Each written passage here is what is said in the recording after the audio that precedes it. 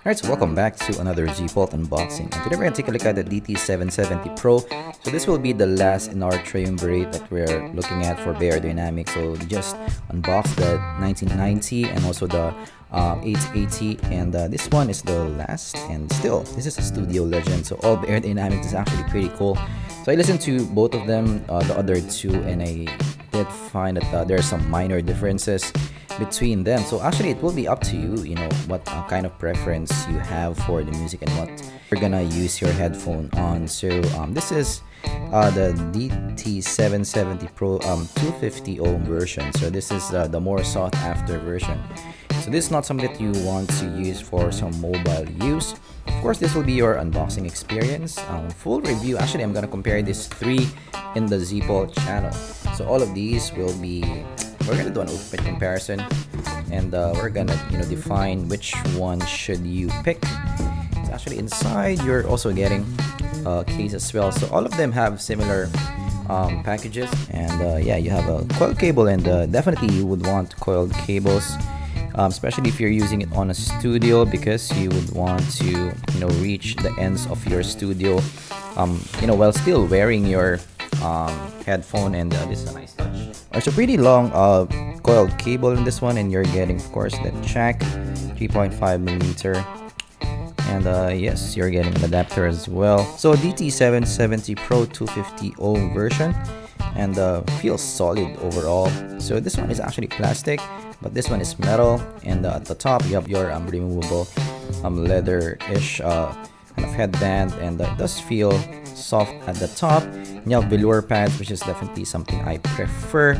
And the build quality is really similar compared to your other Beyerdynamics, but this looks like a closed version. And usually for a closed configuration, you will kind of expect more prominent bass response because it's a closed back headphone. So let's try to have a listen. And yeah, build quality is really solid, so I don't need to repeat myself that I do like the build quality of Beyerdynamics overall. Alright, so let's have a first listen. This one I'm gonna use, of course, the HBR3.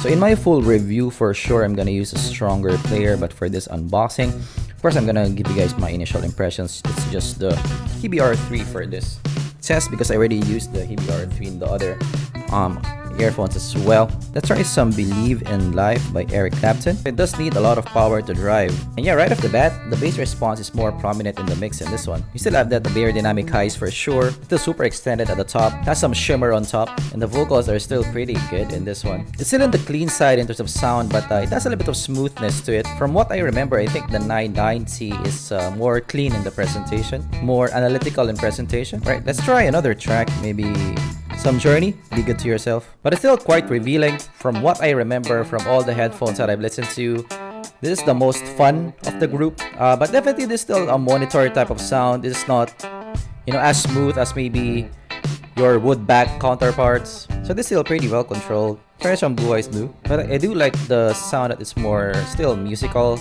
It's not boring to listen to, but yeah, this definitely needs a lot of power to drive it. I'm in 91%, 92% of this player. So that's my first listen.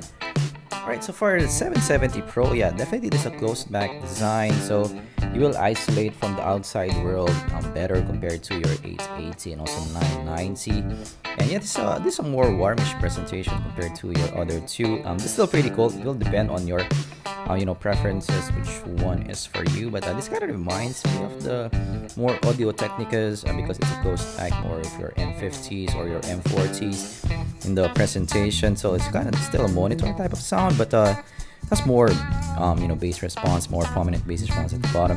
So yes, this is just your initial impressions. Of course, I'm gonna test this out and compare them side by side with the 880 and the 990. I'm gonna listen to more tracks and listen to them more intently, and I'm gonna give you guys the ultimate comparison between both.